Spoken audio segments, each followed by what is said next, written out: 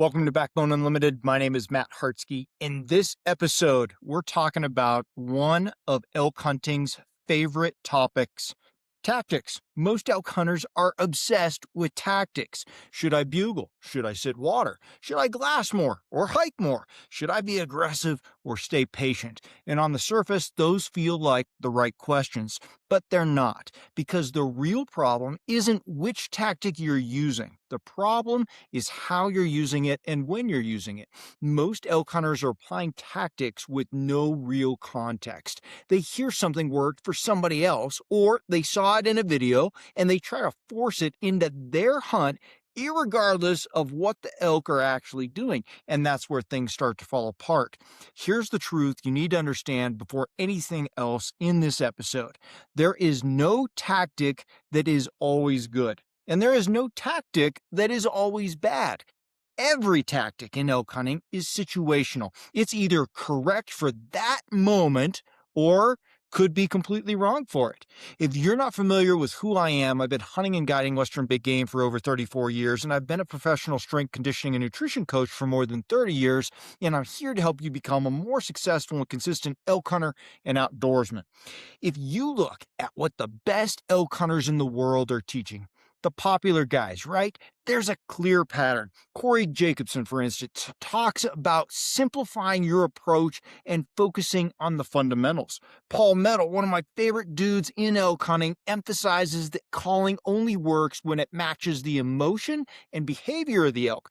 Neither of those are pushing tactics as standalone solutions. They're both teaching application. So in this episode, we're not just ranking tactics based on one hype or popularity. We're ranking them based on what actually matters. And to me, that's consistency, control, and adaptability under pressure, and how well those tactics work when they're applied across different seasons and conditions. And we're going to go from the lowest control, most overhyped tactics to the ones that actually produce consistent results. At the bottom of this list are the tactics that get talked about the most, but consistently produce the worst results when they're misapplied. Don't get me wrong. Any of these could be great tactics, right? We're talking about when they're misapplied, and that happens a lot, and that's the problem. First is blind calling and aggressive bugling without context. This is one of the most common mistakes you're going to see. Hunters are walking around through the woods, bugling every few hundred yards, just hoping to strike a response. The problem is elk don't respond consistently like that, especially on pressured public land. These days, pressured bulls, they hear that and they avoid it. So do the cows a lot of times, more often than they actually come in. Calling absolutely works, but only when it matches the situation. Used randomly, it just becomes noise. An educated elk treat it that way, and you're just hoping to get lucky. That's why this ranks near the bottom. Next is what most guys call run and gun. In reality, it's just covering ground with no structure, no real clue about what you're doing. There's no plan, no evaluation, no control. Hunters move fast, they blow through bedding areas, they push elk out, and then they wonder why everything feels empty. Movement without purpose is one of the fastest ways to ruin a hunt. This isn't hunting, it's wandering, it's guessing, it's hoping, right? You're just taking a shot in the dark, and when you hear something, you're just going after it, right? Then you have sitting water. And yes, sitting water can absolutely work in very dry conditions, in very specific units. When water is extremely limited, it can be effective. But in a lot of Western mountain environments, water isn't scarce enough to make this a high percentage play. You end up committing time to low odds setups. It's a situational tactic, not a system you can rely on. And finally, wallows. Those are those heavily romanticized areas, and for good reason. They look like a perfect ambush point, right? You see them and you know that bull was there tearing it up, and it gets you as fired up as he probably was when he made it, right? But bulls don't use those consistently throughout the day. And without understanding wind direction and timing, you could just be sitting on sign hoping something happens, and hope is not a strategy, in my opinion. Hey, if you hunt public land elk and you're tired of grinding through random seasons, I built the elk hunting series of ebooks for you. Most hunters don't struggle because they lack effort. They struggle because they lack a system. And that's exactly why I built the elk hunting ebook series as a complete progressive framework for Western elk hunters who are done guessing and ready to hunt with intention. Volume 1 is going to be Foundations in Reality. I reset your mindset and expose the assumptions that quietly wreck seasons. In Volume 2, Finding Elk and Understanding Pressure, you'll learn how elk actually move under pressure so you can anticipate instead of react. In Volume 3, Terrain, Wind, and Position, I break down how to use landscape and thermals to consistently create opportunities. In Volume 4, Calling, Silence, and Pressure, sound becomes a decision tool, not an impulse. In Volume 5, Bow Hunting Execution, we're talking about close range strategy so you can finish your encounters. And in Volume 6, Late Season and Post Rut, we're talking about how elk shift after the rut and how to adapt when others quit. This is a system built for consistency. This isn't theory. It's a structured system to help you find elk, read country, and make confident decisions every season. Buy each volume individually or bundle them all to save 50% off at backboneunlimited.com. Now we're getting into the middle of the list, the tactics that absolutely work, but only when they're applied in the right conditions. These aren't bad tactics necessarily, right? We talked about that. The problem is they don't give you full control on their own by themselves. The first is calling, done correctly. This moves up the list, but it's not top tier. When you look at how guys like Corey Jacobson and Paul Metal teach calling, it's very clear. We want to keep it simple. We want to match what the elk are doing. And that means tone, emotion, timing. All of it has to line up. The issue is, even when done right, calling can be inconsistent. Sometimes it works perfectly. Other times elk hang up, circle downwind, might go silent. That's why you have to understand this. Calling is a multiplier, not a foundation. It enhances a good situation. It doesn't always create one. Next is spot and stock. This is one of the most effective tactics when conditions allow it. Maybe, open terrain, early season, visible elk. You can locate, plan your approach, and use terrain to close the distance. And when it comes together, it's clean and efficient, but it's limited. In thick timber or broken country where visibility disappears, that tactic becomes almost impossible to execute consistently. It can work, but only if the environment supports it.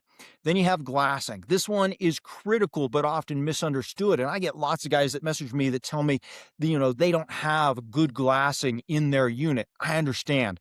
But glassing can be one of the best ways to locate elk efficiently, especially in bigger open country, right? It saves time and it helps you cover ground without blowing animals out. But here's the mistake. Guys treat glassing like it's the hunt itself. It's not. Glassing doesn't kill elk. It only finds them, right? And that's the theme of this tier right here, this middle of the list tactics. These tactics are valuable, but they don't give you full control by themselves. They're just tools that are better applied as part of an entire system. Now we're going to get into the tactics that actually produce consistent results when they're applied correctly. These aren't flashy and they're not always exciting, but they give you something most hunters never truly have, and that's control. First is ambush hunting, done right. This is built around intercepting movement, not chasing elk, right? You're setting up on benches, saddles, travel corridors, places they're already going to go, places elk actually and naturally move through as they transition between feed and bedding and security. And the reason it works is simple. It's based on predictability. Elk don't move randomly. They follow terrain, wind, and pressure patterns. So when you understand that, you can position yourself where they're going instead of where they've been. And you can apply a lot of those other tactics we talked about in this situation, but you have to understand this terrain and how elk are using it. And that's the shift. You're not forcing the encounter. You're letting the elk make the mistake, right? Next is still hunting or slow movement hunting. This one is highly underrated, especially in timber. Done right, it's methodical, slow, controlled, wind first, and terrain aware. You're not just walking, you're hunting every single step. But the reality is, most elk hunters move way too fast. They cover ground, but they don't actually hunt it, and they blow a lot of elk out. Raise your hand if that's you. That could be me. I have done this hundreds hundreds of times and not gone slow enough. So I'm preaching from a point of failure where I've done that many times, right? Those elk that live in thick, broken country where visibility is limited, if you can move quietly, read the wind, and use terrain to your advantage, those elk become one of the most vulnerable elk on the mountain. But we have to be extremely slow, right? It can be one of the most effective ways to consistently get into elk. And then there's pressure-based relocation hunting. This is where things start to separate average elk hunters from more consistent ones. Most people hunt elk where elk were, okay? Where they were. High-level hunters hunt where elk go when pressure hits. Roads get busy, camps move in, and elk adjust fast. They shift into less obvious, harder to access terrain. If you understand how pressure changes elk movement, you can stay ahead of it instead of reacting to it. And that's the difference. These tactics aren't guesses. They're built on how elk actually live.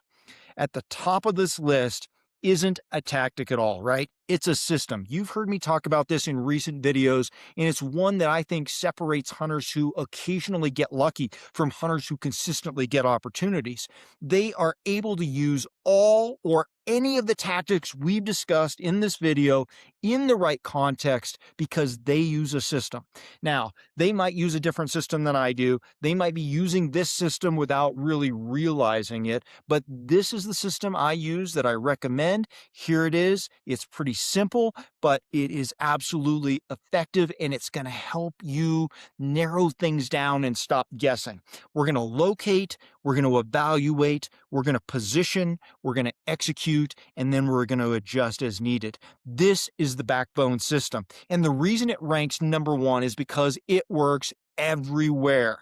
It works in any terrain, any season, and under any level of pressure, and in combination with any tactic that you think fits the situation best at the time, because it's built around how elk actually live and move, not around forcing a single tactic. It starts with locate. That can be glassing, finding sign, hearing elk. The goal isn't just to find elk, though. It's to find them in a way that gives you information you can use, right? Then you evaluate. This is where a lot of elk hunters skip steps. You're breaking down the wind here, the pressure, the terrain, the timing, not just where the elk are and going for them, right? But why they're there and what they're likely to do next so you can anticipate it. From there, you position based on that evaluation, right? And that's the shift. Most elk hunters never make it. You are not setting up where the elk are right now. You're setting up where they're going to be. Movement is predictable when you understand the factors driving it. Then you execute. This is where tactics come in. That's your calling, your ambushing, your still hunting, whatever is most appropriate for this situation. This is where you apply the right tool for the right situation you've built. And finally, you adjust. Elk don't always do exactly what we expect, right? The wind can shift, pressure changes, movement pattern evolves. Maybe the elk dynamics changes what's happening at that moment. And if you're not adjusting, you're falling behind. So here's the key statement I want you to understand out of this entire episode. There is no best tactic. There is only a system that tells you which tactic to use to help you narrow it down. If you look at what the best elk hunters consistently emphasize, there is a very clear pattern. Calling only works when elk are in the right phase, the right mood, and the right level of pressure. If that doesn't line up, it doesn't matter how good you are on a diaphragm, you're forcing something that isn't there. At the same time, the hunters who consistently get it done aren't running more complex systems either. They're just doing the opposite. They're simplifying. They're relying on fundamentals, the wind, the terrain, pressure from hunters, and knowing elk movement, and making clean decisions off of that knowledge. That's the difference. Most elk hunters spend their time chasing tactics. They're looking for the next trick, the next sound, the next strategy that's going to unlock everything. I've been there. Huh? Come on. Tell me you haven't been there, trying to find the next best thing. And a lot of times, every season only ends up resetting and we end up doing the same thing all over again. I don't want you to be there. Successful elk hunters don't do that. They apply systems. They understand that tactics are just tools, and tools only work when they're used at the right time, in the right place, for the right reason. That's why consistency feels so far away for a lot of elk hunters. It's not effort, it's not desire, it's not just a tactic, it's misalignment. So here's the reframe you need to take into your next hunt. Stop asking, what tactic should I use? And start asking, what is the elk doing? And why does that matter? And what is required of me right now? Because once you understand that, everything else starts to fall into place. Now, if you want to go deeper into elk movement, pressure patterns, terrain positioning, and structured decision making, that's exactly why I built the elk hunting series of ebooks. It's a progressive system designed to help you understand how elk actually use country and how to position yourself accordingly. I have a link to those ebooks in the description.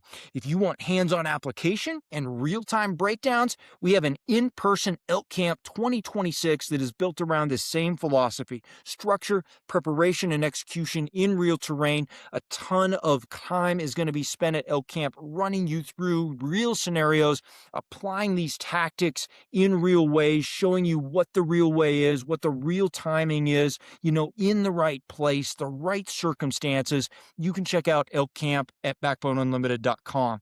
And if you want ongoing access to the Team Backbone community, classroom, my full digital vault of elk resources, private discussions, and direct communication to me for planning, you can join Team Backbone at backboneunlimited.com underneath our membership tab.